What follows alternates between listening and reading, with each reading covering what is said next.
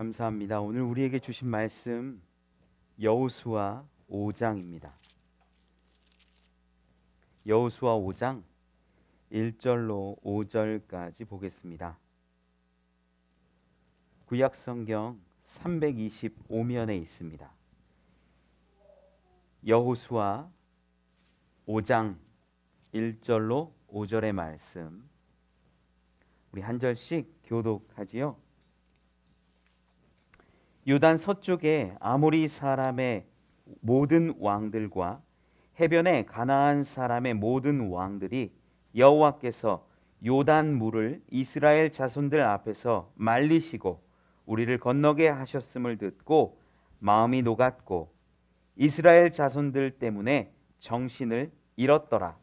그때에 여호와께서 여호수아에게 이르시되 너는 부싯돌로 칼을 만들어 이스라엘 자손들에게 다시 할례를 행하라 하시매 여호수아가 부싯돌로 칼을 만들어 할례산에서 이스라엘 자손들에게 할례를 행하니라.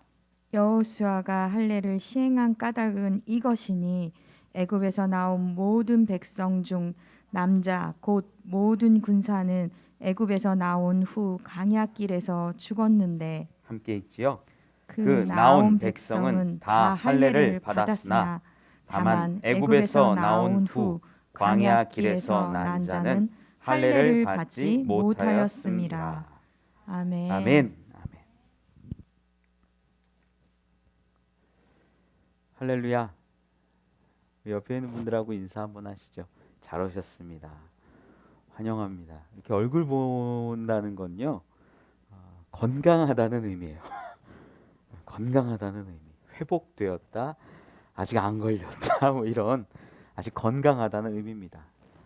또 가정에서 예배드리고 있는 분들도 이렇게 함께 할 수 있고 영상을 통해서 예배할 수 있다라는 것 자체가 건강하다는 의미일 겁니다. 여러분에게 하나님의 은혜가 충만하시기를 축원합니다.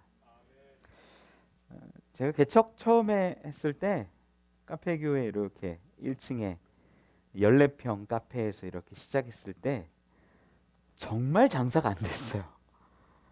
정말 장사가 안 돼서 하루 종일 몇 잔 못 팔았던 때도 많았습니다.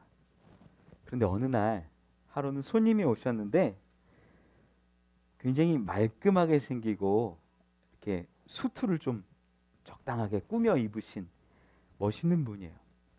이분이 오셔서 저한테 그러는 거예요. 여기 카페가 있는지 몰랐다고. 보니까 교회에서 하냐고. 제가 이제 설명을 쭉 했죠. 난 전도사고 카페 교회다. 그러더니 그분이 하는 말이 쿠바식 에스프레소를 한 잔 해줄 수 있겠냐요. 쿠바식, 여러분 쿠바식 에스프레소 아세요? 모르시죠? 저도 그때 잘 몰랐어요. 막 검색을 빨리 해봤더니 설탕이 들어간 에스프레소더라고요. 그래서 워낙 손님이 안 오니까 한 명이라도 잡아야 되잖아요. 할 수 있다고. 잠깐만 기다려달라고. 막 검색해서 이제 설탕이 들어간 에스프레소구나. 준비해 드렸어요. 준비해 드렸는데 그분이 이렇게 맛을 보시더니 저한테 그런 얘기를 해요.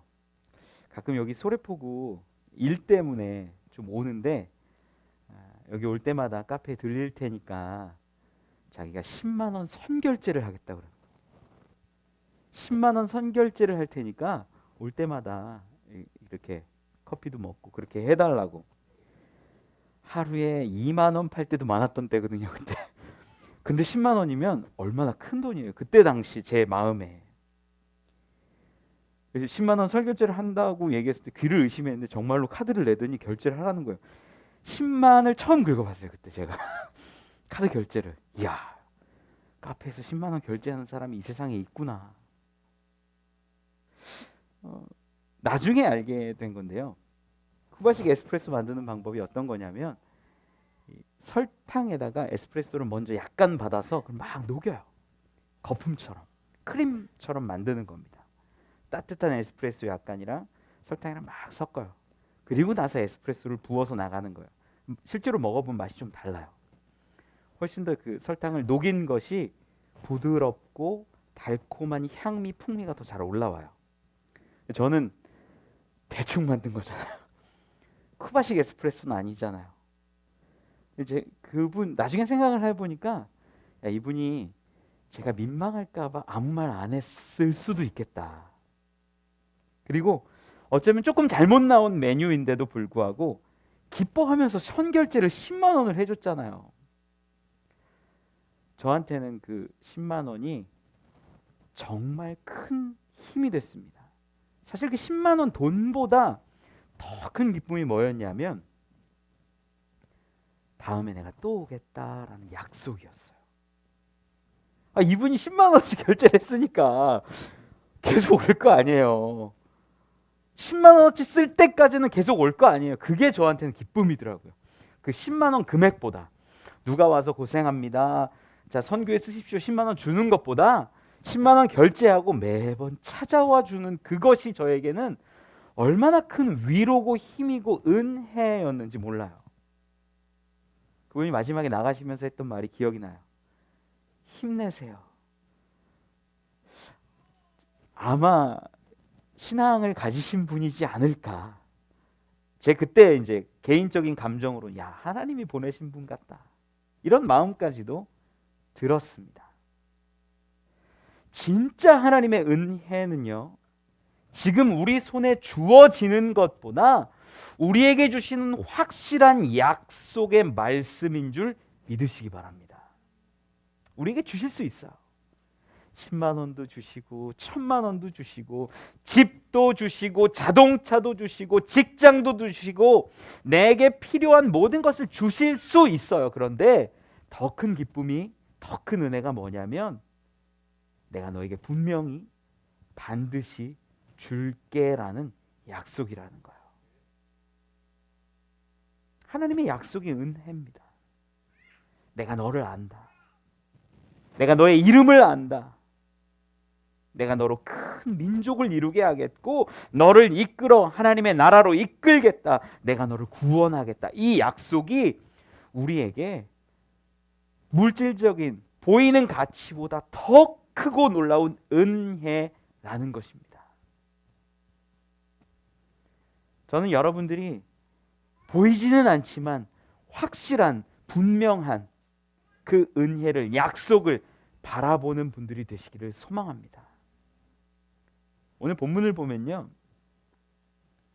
이 아브라함으로부터 시작된 그 언약의 민족, 언약의 백성들이 이제 아브라함 시대를 거쳐서 참 어려움을 겪다가 모세를 통해 애굽을 나오게 되고 이제 그 광야의 모든 시간들을 거친 다음에 요단강을 건너서 이제 가나안 땅에 들어간 이야기입니다.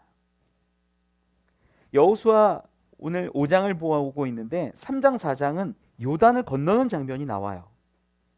요단강을 건너는 그 이스라엘, 요단강을 건넌다라는 건 뭐냐면 과거에 종되었던 모습, 방황했던 모습, 모든 모습들을 이제는 끊어내고 그것을 넘어서서 하나님이 통치하시고 하나님이 이끄시고 하나님이 예비하신 그곳으로 나아간다라는 의미가 있다라는 거죠.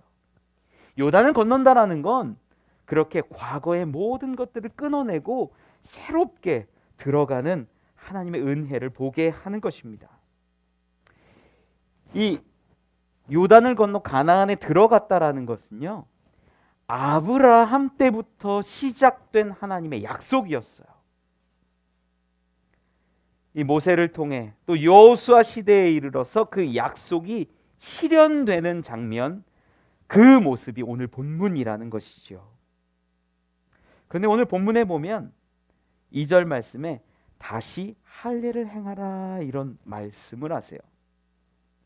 여호수아 5장 7절에 보면, 오늘 본문 뒤에 보면 이 이스라엘 백성이 애굽에서 나와서 광야 가운데 방황하면서 그 길에서는 할례를 행하지 못했기 때문에 이제 가나안에 들어와서 여기에서는 할례를 행하라라고 명령하시는 것입니다.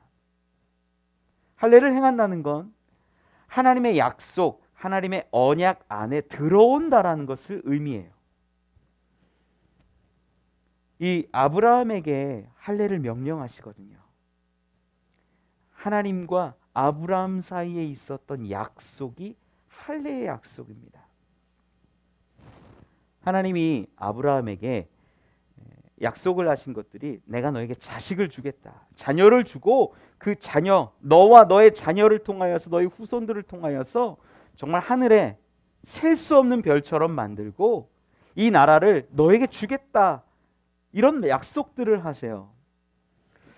그런 약속, 그 약속의 시작을 통해서 아브라함이 믿고 하나님을 의지하며 살아갑니다. 그런데 이 아브라함이 그 말씀을 분명하게 신뢰하지 못했어요. 그때.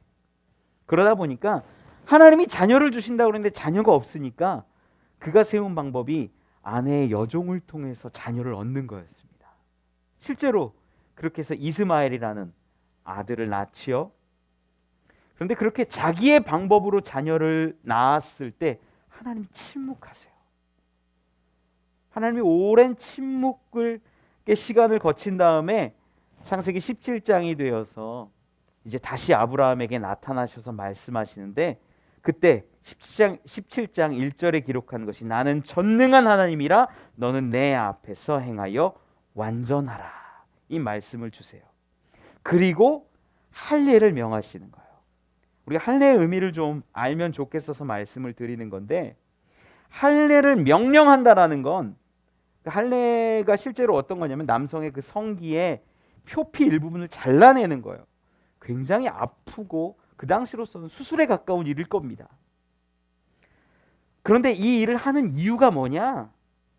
하나님께서 약속의 자녀를 주신 것은 사람의 계획과 사람의 뜻에 있지 아니하고 하나님이 주시는 은혜 가운데 있다는 것을 보여주시기 위함이라는 거예요.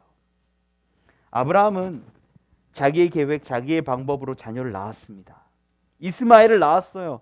아내의 몸종을 통해서 아들을 얻었습니다. 그런데 하나님이 원했던 방식이 그런 방식이 아니라는 거죠.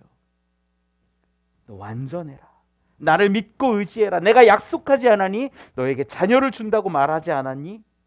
할례를 통해서 그 약속을 온전하게 이루자. 그리고 아브라함과 그 후손 사이에 영원한 그 할례가 세워지게 된 것이에요. 할례 받았다라는 것은 그 이스라엘 민족에게 있어서는 하나님의 언약 안에 세워진 아브라함의 자손이라는 걸 의미합니다. 그래서 굉장히 중요하고 그들에게는 할례 받지 않으면 성전에도 들어가지 못할 만큼 중요한 예식 중에 하나였죠. 다시 본론으로 돌아와서 보면 아브라함을 통해 내가 너희에게 자손을 주겠고 민족을 주겠고 나라를 주겠다라는 그 약속이 성취되는 장면이 요단을 건너 가나안에 들어오는 것입니다. 이제 가나안에 들어왔다면 약속이 성취된 거잖아요. 그때 하나님이 할례를 다시 한번 회복하라고 명령하신다라는 거죠. 이것은 하나님의 계획, 하나님의 은혜, 하나님의 역사하심이 이제 참으로 성취되었고 이스라엘이 하나님의 백성됨을 선포하는 일과 같다라는 겁니다. 그 선포가 할례를 통해, 할례의 회복을 통해 드러나는 것이지요. 아브라함을 통해서 주셨던 그 약속, 보이지 않을 것 같고 실현되지 않을 것 같았던 그 약속이 분명히 성취되지 않습니까? 그리고 이스라엘은 할례를 통해 하나님의 백성이 되지 않습니까? 오늘 말씀을 통해서 그 하나님의 언약이 얼마나 귀하고 중요한 것인지, 그리고 그 언약, 약속이 우리에게도 동일하게 주어졌고 우리가 어떻게 하나님께 나아가야 하는지 함께 살펴보기를 원합니다. 첫 번째는요, 하나님의 언약이 그 무엇보다 먼저라는 겁니다. 오늘 본문 1절을 보면 이렇게 기록해요. 요단 서쪽에 아모리 사람의 모든 왕들과 해변의 가나안 사람의 모든 왕들이 여호와께서 요단 물을 이스라엘 자손들 앞에서 말리시고 우리를 건너게 하셨음을 듣고 마음이 녹았고 이스라엘 자손들 때문에 정신을 잃었더라.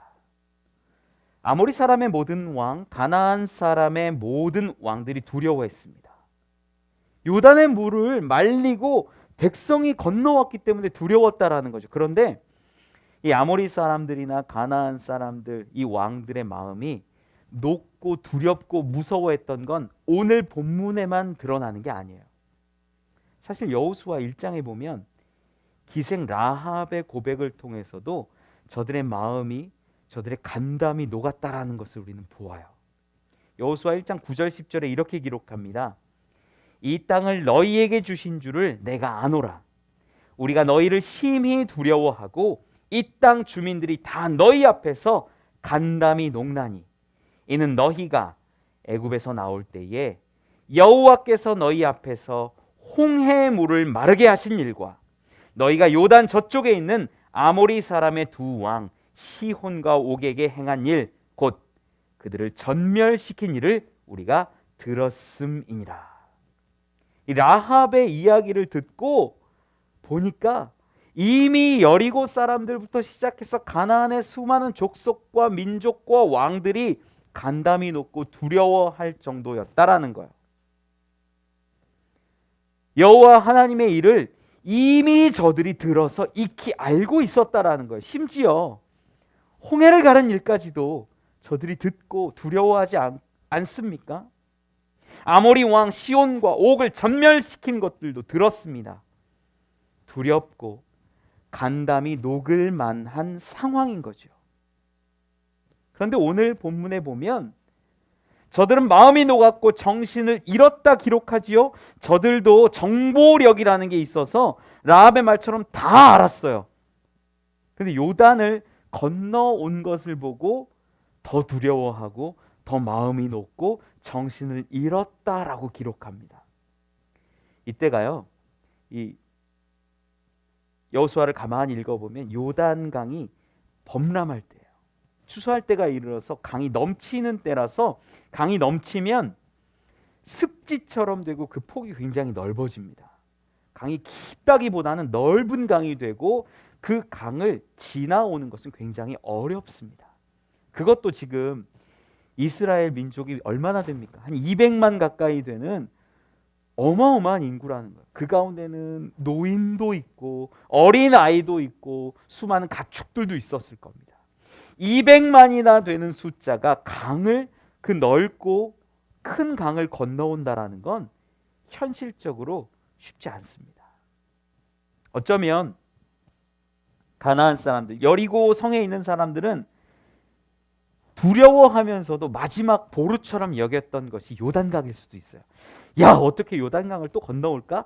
홍해를 갈랐다는 이야기를 들었는데 이번에도 그 일이 일어날까? 만약에 그렇게 해서 건너온다면 어떡하지? 아니, 저들은 배를 만들 기술은 없어, 힘은 없어, 능력은 없어. 200만이나 되는 사람을 어떻게 강을 건너게 할 거야? 이런 마음이 아마 가나안 족속들 가운데 있었을 수도 있지요. 요단강을 건넜다. 그것도 요단강을 말리고 건너게 하셨다라는 이야기를 들으니까 저 사람들의 마음이, 정신이 정말 녹아버리고 잃어버릴 수밖에 없는 상황이었다라는 거죠.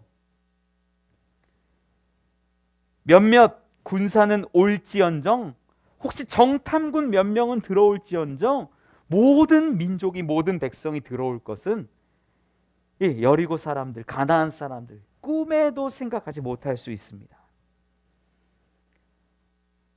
얼마나 두려울까요? 요단을 말리고 넘어왔다라고 하는 거 보니까. 전쟁은요, 기세 싸움이라 그래요. 지금 저쪽 우크라이나에서도 전쟁이 일어나고 있잖아요. 보니까 러시아의 군사력이 세계 2위랍니다. 핵까지 보유한 세계에서 가장 강한 군대라고 합니다. 그런데 상대적으로 작은 나라, 그 우크라이나를 이기지 못하는 이유가 무엇일까요? 할머니가 총을 들고 있는 사진을 본 적이 있어요. 신혼부부가 결혼하고 바로 같이 입대하는 것들을 뉴스를 통해 듣기도 합니다. 이미 우크라이나 국민들, 사람들의 마음 가운데는 내가 내 나라를 지켜야겠다, 이겨야겠다라는 기세가 있었어요. 그러니까 첨단 무기와 막강한 군사력을 가지고도 쉽게 이기지 못하는 거죠. 기세가 전쟁에선 굉장히 중요합니다. 오늘 본문에 배경들을 가지고 한번 기세를 가늠해 보세요. 이스라엘이 이기겠습니까? 가나안 족속 이기겠습니까? 이스라엘이 그냥 이기고도 남는다라는 거예요. 저들은 지금 마음이 녹았고 정신을 잃었고 두려워하고 간담이 녹아있는 상황입니다. 아마 지금 진격하면 100% 이깁니다. 그런데 그때 하나님이 그 자리 가운데 말씀하세요. 2절에 기록하지요. 그때에 여호와께서 여호수아에게 이르시되 너는 부싯돌로 칼을 만들어 이스라엘 자손들에게 다시 할례를 행하라. 이렇게 할례를 행하면요, 여러분, 저도 포경수술 같은 거 해봤지만 그 할례같이 행하면 일주일 열흘을 못 움직여요. 얼마나 아픈데요. 고통스러워요. 제대로 걷지를 못합니다. 실제로 할례를 하고 회복하는 동안에 이 습격을 받아서 죽었던 이야기들도 성경에 나오기도 하고, 할례라는 건 그 당시 그 모든 군사들이 다 멈추어 버리는 시기가 될 수 있어요. 가나안 족속들은 애굽에서 나왔을 때부터 어떻게 나왔는지를 알 만큼의 정보력이 있었어요. 홍해를 가르신 것도 알고 있었고, 아모리 왕 시온과 옥을 이긴 것도, 전멸시킨 것도 다 알고 있었어요. 지금 보니까 가까이에 요단강을 건너온 것도 지금 보아 알고 있어요. 그러면 할례를 행하는 것, 할례를 행하면 여러분 12시간 그냥 24시간 정도 하고 낫는 게 아니에요. 일주일 열흘을 움직이지 못하는 그 상황이라는 것도 분명히 저들이 알고 있었을 겁니다. 저들이 그걸 알면 어떻게 할까요? 야, 군사를 준비해라. 정예 부대를 데리고 야, 이스라엘을 치자. 가서 치면 전멸하는 겁니다. 이스라엘 사람들은 다 죽는 거예요. 승리할 수 없어요. 이길 수 없어요. 그래서 인간적으로 보면, 전략적으로 보면 할례를 행하려거든 강을 건너오기 전에 하는 것이 맞아요. 강을 이 여리고 사람들도 건너올 수 없으니까. 그런데 하나님은 그 강을 건너게 하시고 그곳에서 할례를 행하라 말씀하세요. 아마 이 여호수아가 이 이야기를 듣고 사람들에게 명령했을 때 여호수아 휘하에 있었던 지휘관들은 반대했을지도 몰라요. 지금이 절호의 기회입니다. 저들의 간담이 녹았고 저들이 두려워하고 저들이 벌벌 떨고 있지 않습니까? 지금 진격하면 100% 이기는데 왜 여기서 우리가 열흘 동안 아무것도 못하게 할례를 행해야 합니까? 이성적인 이야기를 여호수아에게 했을 수도 있어요. 그런데 그곳에서 여호수아는, 그리고 이스라엘은 하나님의 말씀에 순종하여 할례를 행합니다. 이건요, 놀라운 순종이에요. 애굽을 나왔을 때 이스라엘을 한번 생각해 보세요. 떠올려 보세요. 그들은 어땠습니까? 모세가 안 보이면 금송아지 만들던 사람이에요. 불만을 터뜨렸어요. 물이 없다, 고기가 없다, 먹을 것이 없다. 이 하찮은 것들을 우리가 싫어한다 말하면서 하나님에게, 모세에게 대항했던 사람이에요. 그 사람들이 이제 승리를 앞두고, 야, 진격만 하면 문만 열어라 해도 넘어질 것 같은 그 여리고 성 앞에서 가만히 할례를 행하는 것 감당할 수 있을까요? 그런데 보니까 이들은 처음 홍해를 갈랐던 것을 경험한 그 세대와는 다른 세대였어요. 한 1.5세대쯤 되는 것 같아요. 광야에서 태어난 세대들. 이제 새로운 믿음의 자녀들이 일어났습니다. 저들은 하나님을 믿고 여호수아를 의지했습니다. 그래서 순종하는 거예요. 승리를 눈앞에 두고도 할례로 하나님과의 그 언약의 회복을 시작합니다. 이 땅에서의 승리보다 하나님과의 관계, 하나님과의 언약, 하나님의 명령이 훨씬 더 중요한 가치라고 저들은 인정했다라는 것이지요. 승리를 눈앞에 두고 멈추는 일, 이것은 우리에게 큰 깨달음을 줍니다. 하나님이 더 중요하고 하나님의 방식이 더 중요하며 하나님과의 언약이 훨씬 더 중요하다라는 사실을 깨닫게 한다라는 거예요. 오늘 본문 3절에 보면 여호수아가 부싯돌로 칼을 만들어 할례산에서 이스라엘 자손들에게 할례를 행하니라 말씀합니다.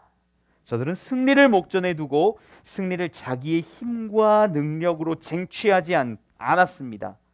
저들은 가나안에 들어왔다고 자기 힘과 능력을 과시하지 않았습니다. 하나님의 약속, 하나님의 계획하심, 일하심, 하나님의 말씀을 온전히 듣고 따릅니다. 그 모습이 가나안이라는 하나님의 나라, 새 땅, 새 공간에서 살아가는 방법이었다라는 것이지요. 인간적으로 보면 지금이 기회고 앞에 있는 여리고를 무너뜨리는 것이 땅을 정복한 것이라고 생각할 수 있습니다. 가나안의 땅들을 쟁취해야 하는 것이 하나님의 뜻이 이루어진 것이라고 생각할 수 있습니다. 그런데 하나님의 계획을 믿고 의지하는 사람들은 하나님의 일하심을 바라보고 하나님의 행하심을 기대한다라는 것이지요. 멈추라 하면 멈추고 가라 하면 가는 것이 하나님 나라를 살아가는 사람들의 방식입니다.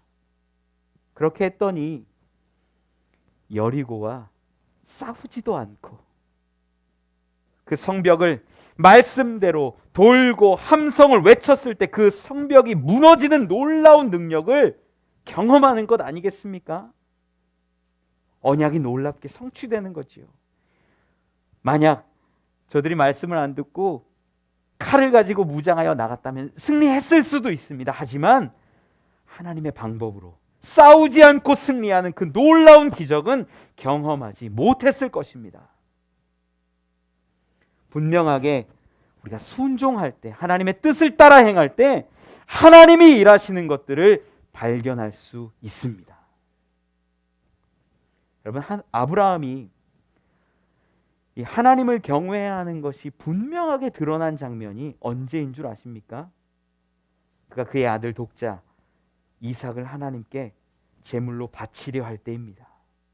창세기 22장에 아브라함이 손을 내밀어 이 칼을 잡고 그 아들을 잡으려 할 그때 하나님의 사자가 급하게 외칩니다. 내가 내 독자까지도 아끼지 아니하였으니 이제야 내가 하나님 경외하는 줄을 아노라. 여러분, 순종하고 따르는 것이 하나님과의 그 언약의 관계가 회복되는 것임을 믿으시기 바랍니다. 하나님이 바라시는 의로움은요, 순종이에요. 하나님이 원하시는 것은요, 제사가 아니라 순종이에요. 이스라엘에게 또 여러분들에게 바라시는 하나님의 그 바람은 하나님의 말씀을 따르는 것입니다. 그것이 언약의 회복이라는 거죠. 저들은 순종함으로 할례를 회복합니다. 아브라함부터 시작되었던 그 할례를, 하나님과의 언약을 저들이 그곳에서 회복함으로 하나님과의 관계가 다시 살아나는 것입니다. 순종함으로 하나님의 백성으로 살아가는 방법들을 깨달아 한 걸음 한 걸음 걸어가게 되는 것이지요. 여러분, 혹시 여러분 가운데, 여러분의 인생 가운데 승리가 보이십니까? 그때 어쩌면 멈추어야 할 때인지도 모릅니다. 하나님, 이때가 하나님의 때입니까? 이제 가면 내가 이길 것 같고 내가 승리할 것 같고 성공할 것 같은데 하나님, 지금입니까? 하나님이 기뻐하시는 것이라면 가십시오. 그런데 하나님이 말씀하지 않는다면 기다리십시오. 여러분 삶 가운데 어려움이 있고 괴로움이 있습니까? 하나님의 뜻을 구하십시오. 하나님, 언제입니까? 하나님의 뜻을 따라 하나님의 계획이 성취됨을 저는 믿습니다. 순종으로 따르고 의지함으로 걸어가면 구원과 언약이 이루어집니다. 하나님의 뜻대로 순종할 때 우리에게 주신 하나님의 언약이 빛날 것이요, 하나님의 구원 계획이 분명하게 이루어짐을 믿습니다. 두 번째 은혜 나누었으면 하는 것은요, 언약의 자리는 이미 하나님의 나라라는 것입니다. 하나님께서 여호수아를 통해 이스라엘에게 할례의 언약을 회복하기 위해서 할례하라고 말씀하시지요. 그들은 그곳에서 순종하며 할례를 행합니다. 상황을 보지 않고 승리를 기대하지 않고 하나님의 뜻을 온전히 행하는 모습을 봅니다. 그곳이 길이든 적진이든 싸움터이든 어느 순간이든 하나님이 함께 하시고 하나님이 명령하신 것을 지켜 행할 때 그 모습이 하나님의 백성으로 살아가는 모습이라는 거죠. 참 재밌는 모습이 하나 본문에 있는데요. 본문 뒤쪽에 보면 여호수아 5장 7절에 이렇게 기록해요. 길에서는 그들에게 할례를 행하지 못하였으므로 할례 없는 자가 되었음이었더라. 그러니까 광야에서 방황하는 그동안은 거기가 길이었기 때문에 이 백성들에게, 자손들에게 할례를 행하지 못했다라는 기록이죠. 광야에 방황하는 삶, 길가에 있는 삶, 그곳에서는 할례를 행하지 못했다. 그런데 오늘 지금 여호수아와 이스라엘이 할례를 행한 곳을 한번 보세요. 어딜까요? 가옥이 갖추어지고 집이 있고 성벽이 있는 안전한 곳인가요? 아니라는 거예요. 요단을 건너서 길갈에 진을 쳤다 기록해요. 할례, 산에서 할례를 행했다 기록해. 아무것도 없는 벌판이고요, 산이고요, 똑같은 광야와 다름없는 곳이었다라는 거예요. 신기하죠? 재밌죠? 5장 7절에는 분명히 기록하기를 길이었기 때문에 할례를 행하지 못했다 말하는데, 요단을 건너왔을 때 여기도 길인데, 여기도 길이에요. 여기도 의지할 것 아무것도 없어요. 성벽이 있지도 않고 가옥이 있지도 않아요. 그런데 여기서 지금 할례를 행합니다. 이상하지 않아요, 여러분? 뭐가 다른 게 없잖아요. 뭐가 다르냐라는 거예요. 거기도 길가, 여기도 길가인데. 가나안도 분명히 길가였습니다. 하지만 이곳은 광야와 다른 것이 있었어요. 바로 하나님의 언약이 성취된 곳이었다라는 거예요. 여기 길가 맞아요. 여기는 두렵기도 하고, 여기도 동물도 나타나고, 여기도 적들이 찾아올 수 있는 곳이에요.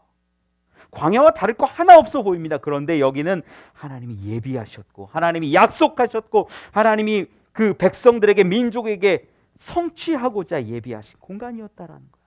그곳에 오니까 거기는 길가가 아니라 지금 집처럼, 내가 안주하는 곳처럼, 평안한 곳처럼 거기서 할례를 행하고 있었던 것이지요. 마지막 가나안에 들어오면서 요단을 건너는 것도 하나님의 은혜와 순종의 역사지요. 이제 이곳은 길가인지언정 하나님이 통치하시고 하나님이 이끄시는 새 나라임을, 새 땅임을 저들이 받아들였다라는 것입니다. 저들은 가나안에 들어와 순종함으로 하나님이 명령하신 할례를 행합니다. 하나님의 역사 가운데 이제는 온전히 거한다라고 이야기하는 것이지요. 행하는 것이지요. 저들은 지금 가나안의 어떤 길가에 있는 것 같지만 저기는 길가가 아닙니다. 저기는 하나님의 손 위에 있었다라는 겁니다. 이곳 가나안에서는 길가가 아니요, 들판이 아닙니다. 하나님이 주신 땅, 언약의 땅, 약속의 땅이기 때문에 저 모든 곳 가운데 하나님의 통치하심이, 하나님의 역사하심이, 하나님의 지키시고 돌보시는 그 곳이 된다라는 것입니다. 언약의 성취는 온전한 하나님의 일하심을 순종의 눈으로 바라보는 것입니다. 아브라함에게 주신 약속이 이스라엘 시대에 와서 하나님의 이끄심 가운데 가나안에 이르지 않습니까? 순종함으로 할례를 행하지 않습니까? 그때가 언약의 성취를 경험하는 때가 된다라는 겁니다. 우리가 살아가는 삶이 황량해 보이고 어둡고 지친 삶처럼 느껴지고 때로는 광야의 길가인 듯합니다. 하지만 하나님을 진정으로 믿고 의지한다면, 순종한다면 하나님의 안에 있는 자들은 그것이 똑같은 길가일 수 있지만, 황량해 보일 수 있지만 주님이 붙들고 계신, 주님이 통치하시는 삶임을 저는 믿습니다.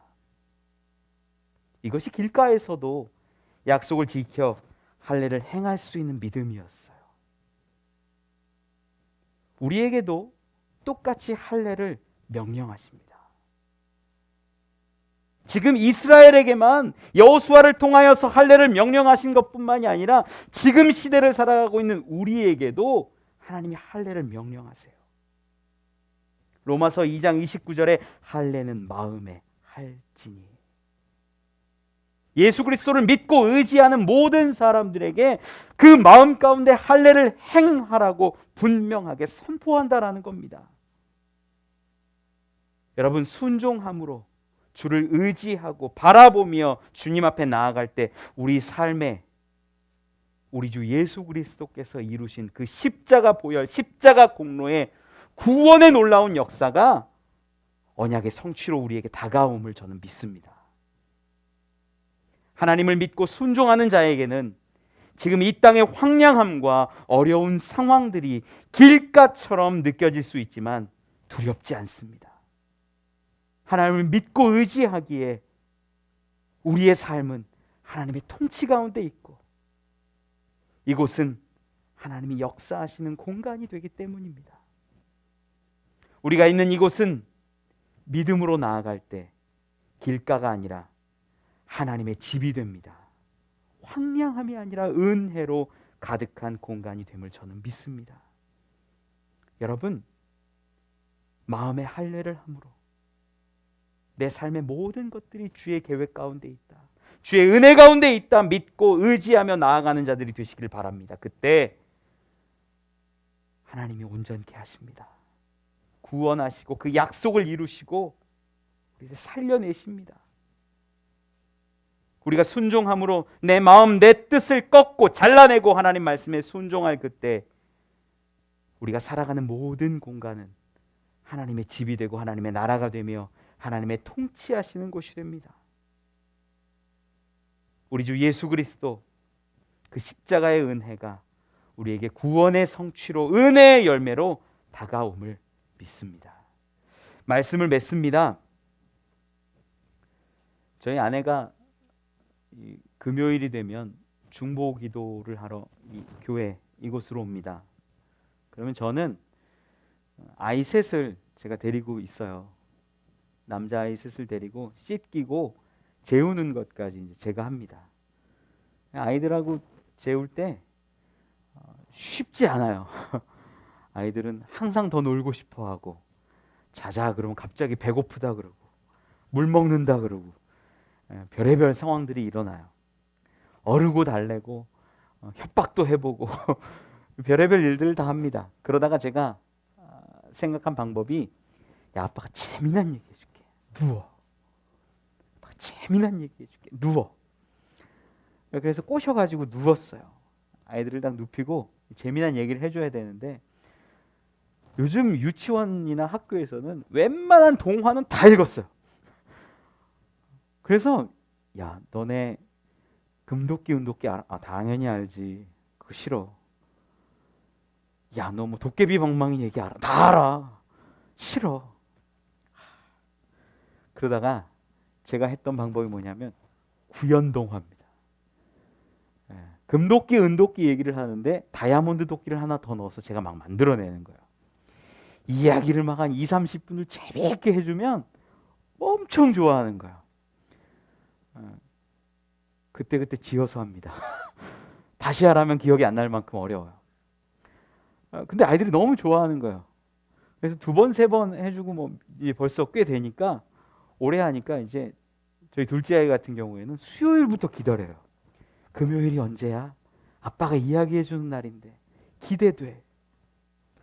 아이들이 기대를 하니까 저도 준비를 해야겠다는 생각이 들더라고요.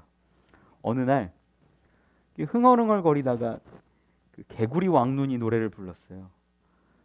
7번 쓰러져도 일어나라. 아시죠? 어릴 적에 울지 말고 일어나. 그랬다가 아이들한테 무심코 야, 이번 주 금요일 날은 아빠가 개구리 왕눈 이야기 해줄게 그랬어요. 항상 이야기를 해줘야 된다는 마음이 있어서 얼떨결에 얘기를 해버린 거예요. 아이들이 다음 날 아빠 예고편을 해줘. 아빠 조금만 알려주면 안 돼? 개구리 왕눈이가 누구야? 막 얘기한 거. 개구리 왕눈이를 제가 생각을 하면서 그래 개구리 왕눈이 있고 여자친구 아롬이 있고 그 나쁜 아빠 투투 있고 뭐 가재 나오고 심술이 나온 것까지는 이해가 가는데 스토리가 하나도 기억이 안 나는 거예요. 개구리 왕눈이가 뭐였지? 기억이 안 나요. 어릴 적에 봤는데. 그래서 제가 유튜브에 검색을 했어요. 개구리 왕눈이 스토리를.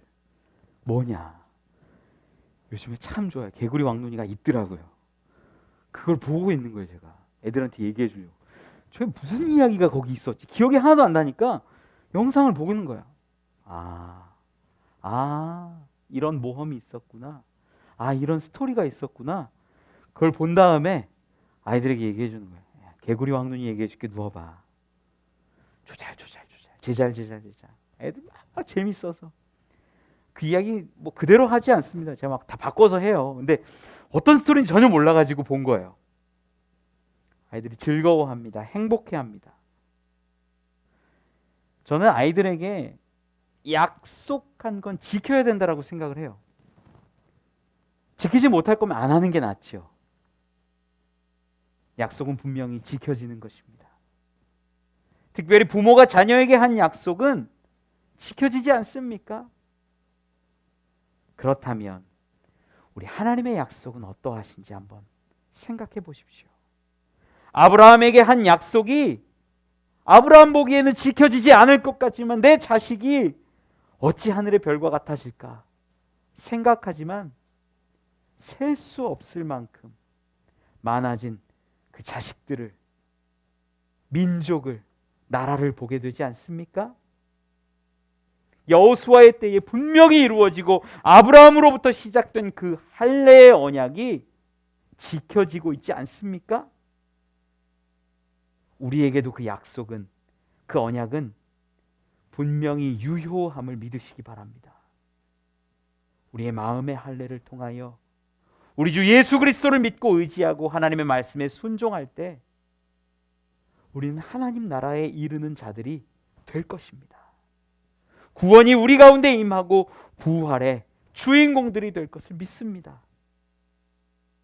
우리 주 예수 그리스도를 통하여 그 언약을 성취시키셨습니다. 이제 믿는 자가 그 은혜의 주인공들이 됩니다. 주님을 의지하고 순종하며 따라가는 저와 여러분, 우리 되시길 간절히 축원합니다.